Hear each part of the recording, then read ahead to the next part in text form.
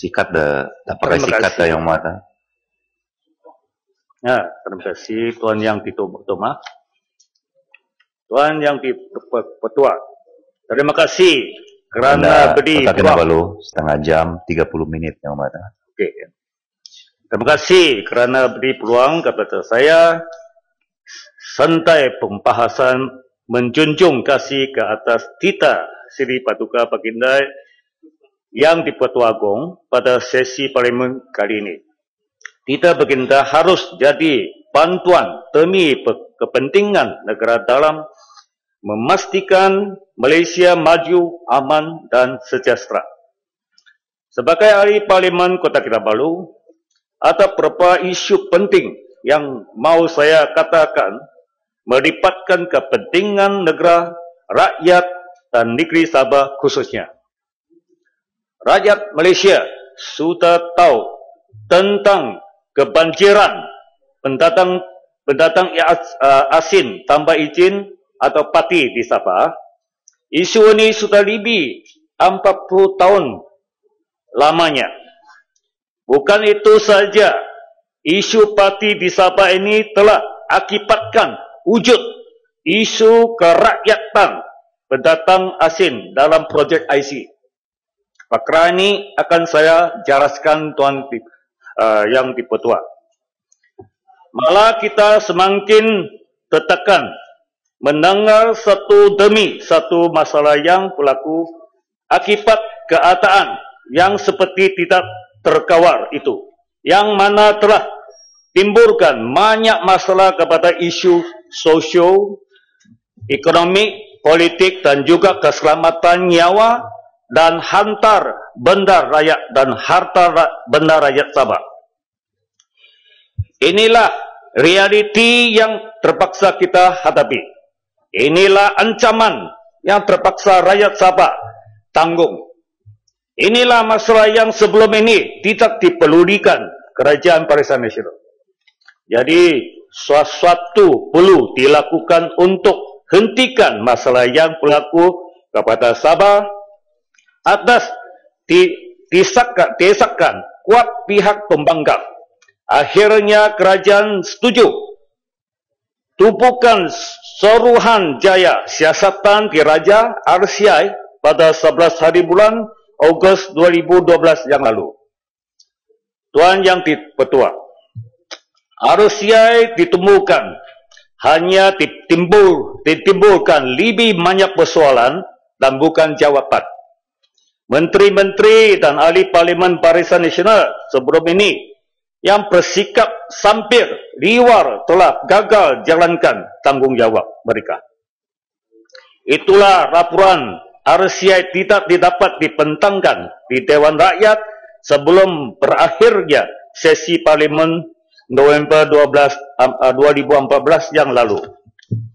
Tuan Yang di-Pertua, bila laporan RCI keluar pada mulanya, saya jangka ia akan mantu jawapan banyak persoalan. Tetapi RCI yang ditumpukan hanya ditimbulkan lebih banyak persoalan dan bukan jawapan.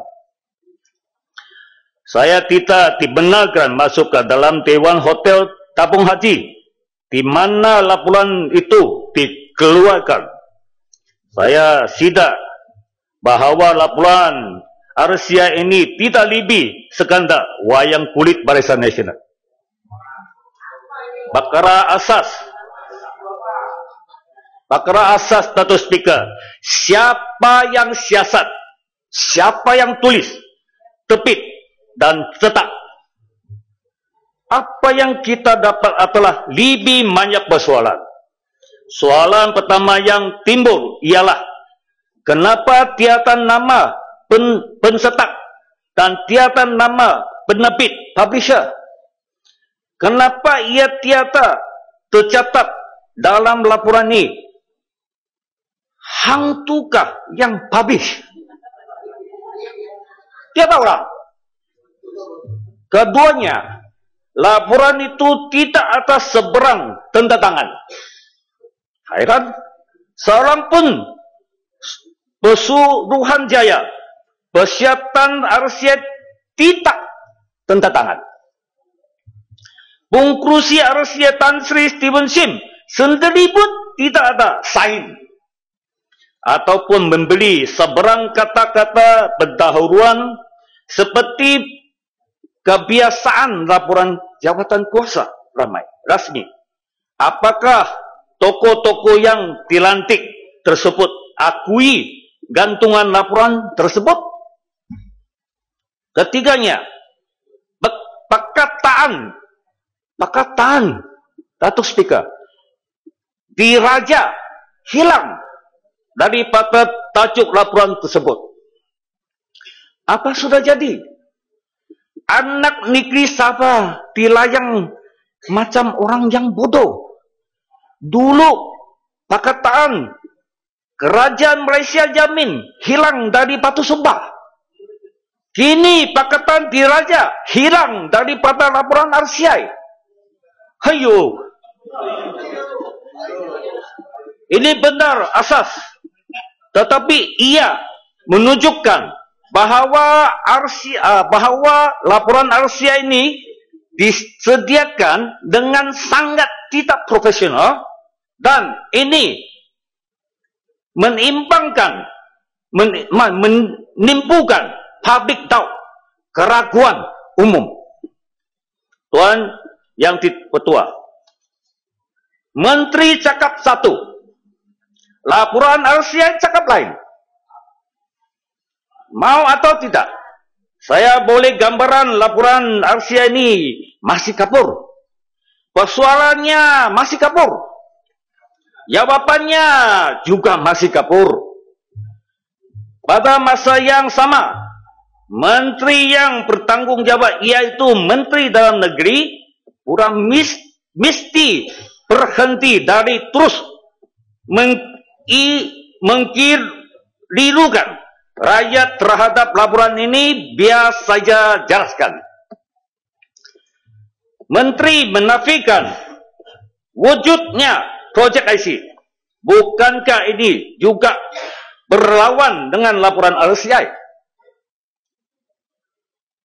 Penafian seperti ini bukanlah perkara baru, kerana sebelum ini pun Ketua Setiausaha Negara Datuk Seri Ali Hamzah turut menafikan takwaran itu juga. Laporan RCI mengakui wujudnya penambahan warakan negara dari kalangan pendatang asing secara mendetak, mentetak dan tidak semula jadi. Dan antara faktor ialah salah guna kuasa serta kekalangan sistem kerajaan. Jadi saya yang betul. Jadi siapa yang betul? Menteri kah atau laporan RCI? Memohon akan pihak maka demi Malaysia dan demi Sabah, saya memohon akan pihak Kerajaan Barisan Nasional, terutamanya Menteri, jangan buta balik isu ini. Apa yang penting ialah segera selesaikan masalah tersebut. 5,000 buka surat hilang dari laporan RCI, Datuk Speaker. Laporan RCI yang dikeluarkan pada 3 hari bulan Disember 2014 di Kota Kinabalu dihilangkan 5,000 buka surat. Bagaimana perkara ini boleh berlaku? Kita mau tahu mana pikinya 5,000 buka surat laporan RCI yang hilang dan bagaimana ia boleh hilang. Kita ingin tahu maklumat apa yang dilaporkan dalam 5,000 buka surat yang hilang itu. Jadi kita amat sedih dan saya menyuruh pengkerusi jawatan kerja laporan RCI ini, Tan Sri Joseph Pading Kitingan, beri penjelasan. Dan kita juga ingin tahu adakah beliau mempunyai akses kepada maklumat 5,000 buka surat yang hilang itu. Jika ada, tunjukkan keseluruhan maklumat itu kepada orang awam. Filing Kitingan sendiri mengakui ada fake IC. Tuan yang Tuan yang dipetua. Dan macam Parlimen Belia panggil speaker TYT. TYT. Minta maaf. Menariknya, Tan Sri Joseph Filing Kitingan juga menyatakan bahawa wujud sindiket yang aktif, keruakan kad IC, sijil lahiran, pasport palsu, dan sebagainya. Malah yang lebih mengejutkan, beliau katakan bahawa sindiket ini mendapat bantuan dari pegawai tertentu dalam Jabatan Pendaftaran Negara Sabah. Selain itu, Tan Sri Joseph juga sebelum ini dalam satu laporan media akan mendapatkan Tan Sri Joseph ahli Parlimen Keningau. Ya. Ahli Parlimen Keningau. Dia Deputy Chief Minister of Sabah. Akan mendapatkan perkisahan Jabatan Pendaftaran Negara Sabah berhubung takwaran jabatan itu sendiri yang mendakwa kawasan beliau Keningau mempunyai ramai fax MyCard holder, pembikang MyCard palsu di dalam dia konstituensi Parlimen. Dakwanan ini sangat serius, Datuk Speaker. Ini jelas bahawa warga asing di Sabah senang dapat MyCard. Ini adalah persoalan keterusan, integriti dan keserabatan. Saya mohon Menteri laksanakan langkah proaktif dan bukan cakap berulang-ulang macam merry-go-round saja. Datuk Speaker, apa ketutukan kerajaan pusat terhadap cadangan special IC? Baru-baru Tan Sri Joseph Filing Kitingan datangkan, buatkan laporan cadangan special IC project supaya ubahkan, tukar sama IC di Sabah. Tuan yang dipetua, dalam perkara yang sama, saya juga mohon yang amat berhormat Perdana Menteri supaya beri maklum balas kepada cadangan Tan Sri Joseph Filing Kitingan berhubung special ID. Special IC untuk rakyat Sabah. Jadi kita harap sangat supaya Perdana Menteri memberi respon positif kepada cadangan ini. Ini adalah baik untuk selesaikan banyak IC palsu. Tuan yang dipetua, RCI IC palsu hati adalah isu sejak 4 dekad. Lalu 40 tahun. Kalau orang sudah kahwin, sudah dapat cucu pun sudah ada anak. Isu-isu ini akan sentiasa reappear jika tidak ada tindakan tegas.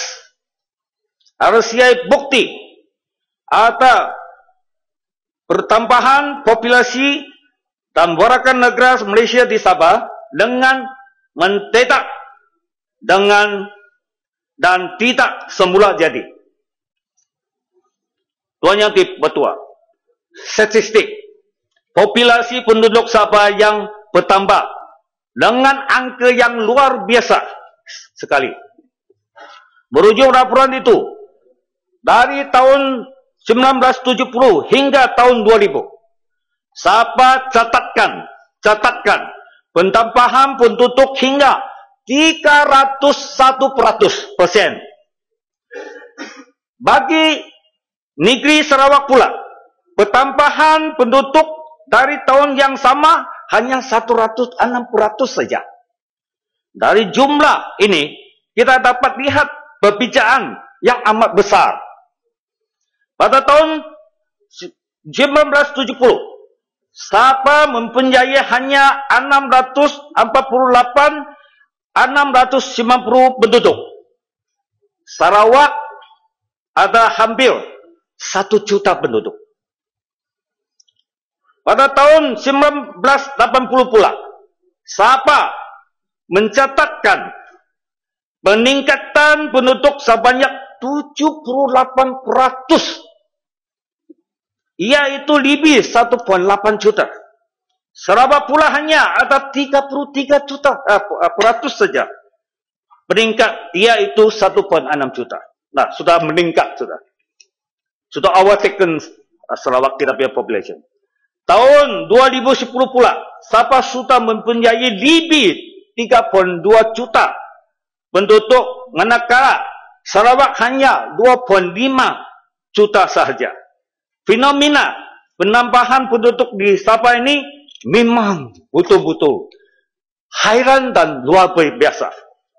Saya pun bingung bagaimana Sabah beri champion dalam dunia yang buat anak begitu champion. Saya tidak banyak buat anak. Siapa yang buat? Saya nak tanya bagaimana pertambahan mendadak seperti ini boleh berlaku? Apa yang terjadi? Bagaimana ia berlaku? Kenapa ini ia berlaku? Tuan yang dipertua, kita pun sama-sama orang Sabah. Jika tadi saya katakan mengenai beratus pertambahan penduduk, sekarang kita lihat pula pertambahan warga negara Malaysia di Sabah dan Sarawak. Dari tahun 1970 sehingga tahun 2010, Sabah mencatatkan peningkatan warga negara sebanyak 269%, iaitu seramai 2,350,707 orang. Manakala negeri Sarawak pula mencatatkan peningkatan yang jauh lebih rendah, iaitu 145% saja. Antara Sabah dan Sarawak ada berbeza sebanyak 124%, sangat kasar. Peningkatan rakyat Sabah warga Malaysia sepatutnya berada dalam peratus yang sama dengan negeri Sabah, iaitu 145%, iaitu seramai 1,589,295 yang kurang lebih selaras. Dengan data yang sama, jika kita tolak dengan jumlah warga negara Malaysia Sabah wujud ekstra Malaysian, iaitu sebanyak 802,412 orang. 800. Bosorannya, siapakah ini 800,000 ekstra Malaysian ini? Ini menteri kena jawab. Ini UFO kah? Unidentified dia itu objek kah? 800,000, bukan alang-alang ni. Siapa ni ekstra Malaysian, bukan Sabahan? Kau tak kira malu? Rambut Tara main cantik sekarang. Betul. Saya sekarang tak boleh panggil you Apek, kena panggil you Tok Pekong. Sebab botak cantik. Okay. Mungkin kau banyak anak di Sabah. Buka surat 45 dan 46 laporan Suruhanjaya. Siasatan memetik W2, weakness number 2. Seorang researcher berkata bahawa demografi penduduk telah berubah bukan kerana penambahan penduduk yang semula jadi atau penambahan penduduk Cina secara semula jadi. Tetapi kerana fakta baru dia kata, fakta ini ialah daripada 1.7 juta terdapat 423,000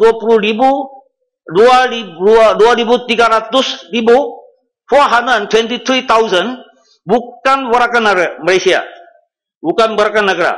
Siapa mereka ini? Tidak pula dinyatakan oleh banci tersebut. Fakta ini menunjukkan kepada laporan penduduk Sabah, banci penduduk dan perumahan tahun 1991. Jadi, bolehkah kita kata bahawa ini adalah projek IC? Kerajaan Barisan Nasional? Atau lebih spesifik, ia pelaku masa pemerintahan Tun Dr. Mahathir dulu. Sehingga sekarang, semua persoalan ini terus jadi tanda tanya. Tuan Yang Ketua, pertambahan populasi hanya tertumbuh kepada satu kaum sahaja. Satu kaum sahaja. Atau unsur politik jahat. Tuan Yang Ketua. Pertambahan penduduk yang Melampau ini begitu membimbangkan. Kita tidak mau suatu hari nanti Sabah kehilangan identiti masyarakatnya yang unik. Kita mau bumi Sabah terus berdaulat dan sejahtera.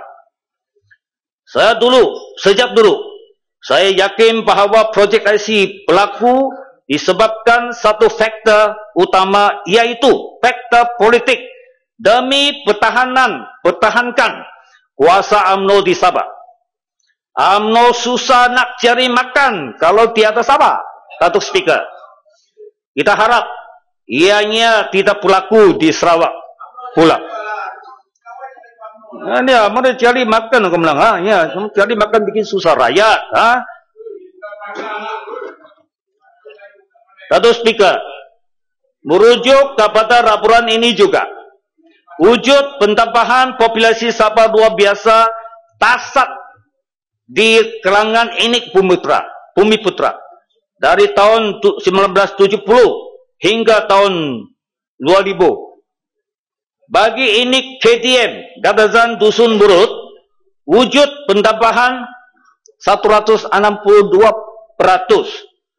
Bagi Inik Bajau dan Inanun, wujud peningkatan sebanyak 344%, manakala bagi Inik Melayu, peningkat yang dicatatkan Bibi Manyao. Oh iya, siapa dia tahu apa macam baca ni? 1,552%. Hui. Datuk Speaker, pada tahun 1970, Inik Melayu di Sabah hanya seramai 18,362 orang. Tahun 2000 pula seramai 3,500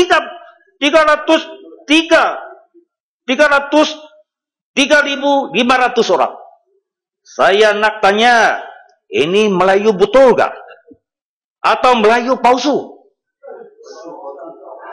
Gua mau cek ini betul ke Melayu atau Melayu palsu? Ini yang satu isu. Ini kotak ini, ya. Ini kotak yang cakap. Yang Muhammad, di Sabah Bumi Putra Islam terdiri daripada pelbagai etnik. Bumi Putra Islam. Tapi kenapa data itu Bumi Putra? Data itu Melayu. Ini mau cek dulu. Ini mau siasat dulu. Ini betul ke Melayu? Saya hormat orang Melayu. Tapi ini betul ke atau palsu? Ya.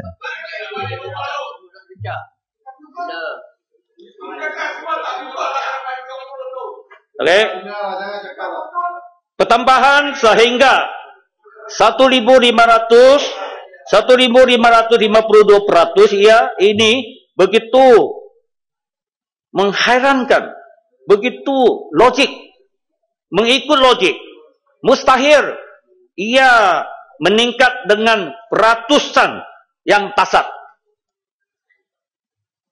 Berbalik kepada soalan tadi, bagaimana dan mengapa perkara ini boleh berlaku? Saya mau Menteri jawab perkara ini.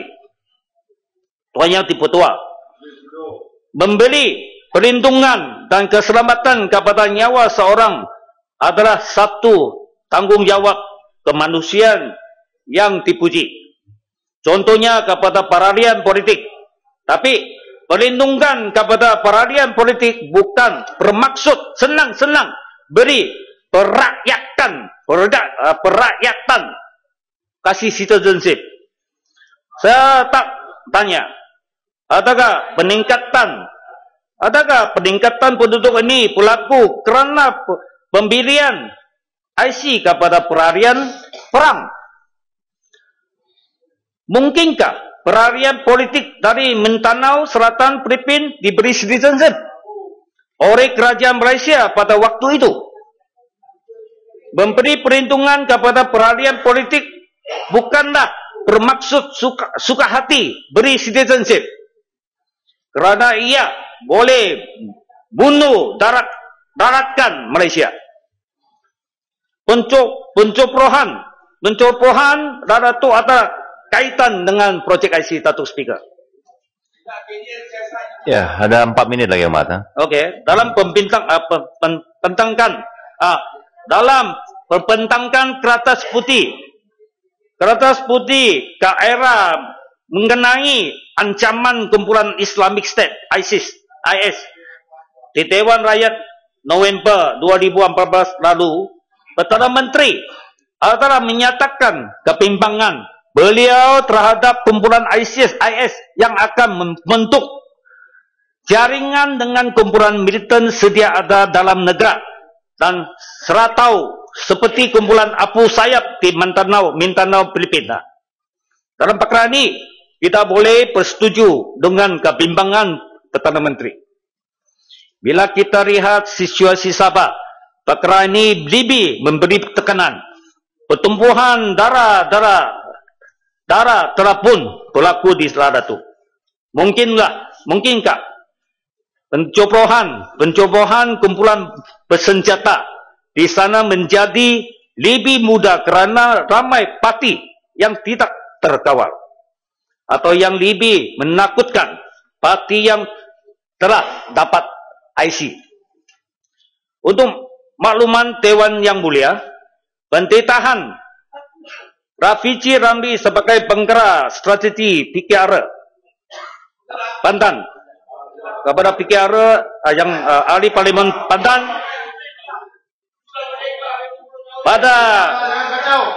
pada Mac 2013 yang lalu mentetakan Raja Muda Sulu yang menceroboh Sabah sebelum ini, iaitu Haji Mudi Hiram, adalah bekas kaki tangan awam dan juga rakyat Malaysia kerana diberi IC. Saya dikenakan seorang idiot dia. Sangat jelas, projek IC adalah kaitan dengan pencerobohan bersenjata di Ladatu, Datuk Speaker. Hari ini pula, Datuk Speaker, Daily Express laporkan berita atau wakil Indonesia pun boleh dapat BRIM di Sabah. Sekarang kes ini didengar di mahkamah. Katanya, dia dapat surat dari Putrajaya mengatakan dia layak. Dari Putrajaya, ini macam pun boleh jadi. Kita mau Perdana Menteri jawab, kenapa boleh berlaku macam ini? Surat keluar dari dia menteri. Datuk Speaker, yang sebetulnya apa yang terjadi ialah Barisan Nasional jual Sabah untuk beli undi. Betul tak? Betul tak? Untuk undi. Selain hal itu, semua tahu Sabah adalah aset penting kerajaan Barisan Nasional kerana Sabah banyak hasil bumi seperti pahan api, balak dan sebagainya. Maka mengkekalkan kuasa politik di Sabah bermaksud mengkekalkan kedudukan keuangan yang baik kepada Barisan Nasional. Ya, habiskan ya, Ahmad. Apakah kenalkan mentetak rakyat Sabah merupakan 1 minit lagi agenda tersupumi kerajaan BN, iaitu demi dapatkan kuasa dan undi mereka bagi IC untuk Barisan Nasional, undi Barisan Nasional. Pada tahun 2006 ada seramai 740 orang pendaftaran dibuat bagi kelewatan pendaftaran lahiran, dan sebanyaknya tidak dapat pengkisahan magistrat. Ia bukan satu jumlah yang kecil. Pihak saya telah pun membuat laporan polis terhadap isu projek IC ini di Kota Kinabalu pada 9 hari bulan Disember tahun lalu. Adakah ini diambil tindakan, Datuk Speaker? Saya akui, bila bercakap soal pengundi palsu, pengundi hantu, ia sudah jemu, namun ialah yang ancam keselamatan negara dan masyarakat kita. Ya. Merujuk kepada hasil dari Kerajaan Malaysia Electoral Analysis Project yang dijalankan oleh seorang mensara yang kini ahli Parlimen Sedang, Dr. Ong Kem Min, daripada sejumlah 150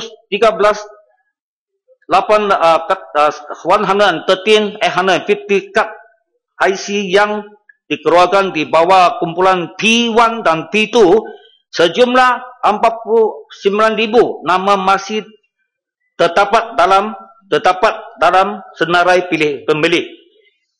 Kad penerangan yang dikategori dalam kumpulan PI dan P2 kad dianggap bermasalah oleh Jabatan Pendaftaran Negara. Merujuk kepada testimoni WU 196, Menteri Pembangunan Luar Bandar Sabah pula jelas pendapat 80,620 memegang kad pengenalan yang mencurikan dalam daftar pemilih. Manakala menurut testimoni dari W187 Dr. Ong Chong En Leong, berdasarkan perkiraan beliau, terdapat 200,000 nama yang meragukan dalam daftar pemilih. Dalam perkara ini, laporan Suruhanjaya Siasatan Pendatang Asing menyimpulkan bahawa terhadap non-citizen yang mendaftar dalam daftar pemilih, kita amat sedih dan tidak puas hati. Jelas Barisan Nasional telah menjual kedaulatan negeri Sabah demi survival politik mereka. Tuan Yang Dipertua, laporan ini ada cadangan beberapa penyelesaian. Pertama ialah mengkurangkan bilangan kerajaan asing tetap yang boleh dikawal. Kedua, supaya menarik balik IC yang dikeluar secara haram di Sabah ketika kad pengenalan Sabah yang cadang special IC. Keempat ialah penubuhan urus setia tetap mengenai orang asing di Sabah. Kelima, kerajaan wajibkan menjadikan sediakan tempat tinggal bagi pekerja asing mereka. Keenam, kerajaan bina rumah kos rendah untuk elak setingan. Ketujuh, meroboh dan pintakan setingan. Kita harap kerajaan boleh laksanakan cadangan ini. Apa nasib orang Sabah? Adakah masalah tidak pernah selesai? Bila ia akan selesai?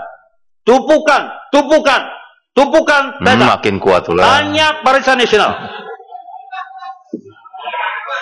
Makin kuat suara. Ada satu indikasi konklusi. Memandangkan ramai rakyat Sabah tidak dapat menerima laporan ini kerana tidak lengkap.